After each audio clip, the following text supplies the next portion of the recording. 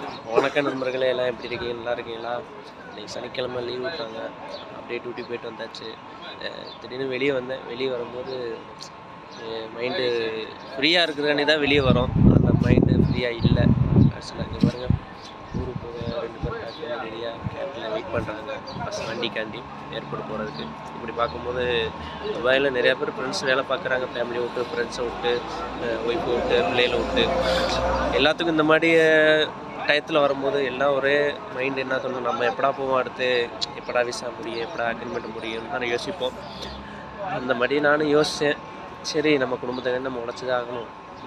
சில பேர் கேட்குறீங்க, வெளிநாட்டில் ஊரில் சம்பாதிக்காத நீ வெளிநாட்டில் சம்பாதிக்கிற அப்படின்னு கேட்குறீங்க. என்னோடய தலையெழுத்து வெளிநாட்டில் சம்பாதிக்கணும் விதி இருக்குது. மற்றபடி யாரும் விதியை மாற்ற முடியாது. பேசுகிறவங்க பேசிட்டு போகிறாங்க. நம்ம தலையெழுத்து வெளிநாட்டில் இருக்குன்னா வெளிநாட்டில் நம்ம உழைச்சி தான் ஆகணும், வேறு வழி இல்லை. சரிங்களா? ஹிந்திக்கார பையங்க தான். என்கிட்ட சொன்னேன், நல்லா கேர்ஃபுல்லாக பார்த்து போயிட்டு வாங்கடா, ஃப்ளைட்டு பார்த்துங்க, எல்லாம் விவரம் சொன்னேன்.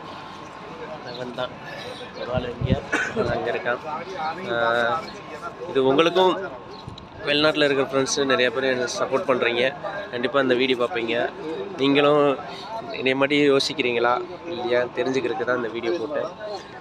ஃபேமிலியெல்லாம் மிஸ் பண்ணிட்டு நம்ம எவ்வளோ கஷ்டப்படுறோம் நமக்கு தான் தெரியும். சொல்கிறவங்க சொல்லிக்கிட்டு தான் இருப்பாங்க, நீ உங்கள் ஊர்லேயே சம்பாதிக்க வேண்டியதானே, எதுக்கு இங்கே வந்து சம்பாதிக்கிறது.